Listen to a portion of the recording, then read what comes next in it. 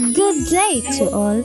I am Joan Ihong, and today I will be sharing three uncommonly Filipino words along with their meanings and examples. Let's begin. The first one is alingaw-ngaw. Ang salitang alingaw-ngaw ay nangunguhulugang tunog na umuulit o nag-e-echo. Bawa, narinig ko ang alingaw-ngaw na sigaw sa loob ng kuweba. The second one is halimuyak. Ang salitang halimuyak ay nanguhulugang mabango o kaayang-ayang amoy. Bawa, nalango ako sa halimuyak ng bagong pitas na sampagita. The third one is huwad. Ang salitang huwad ay nanguhulugang hindi totoo o peke.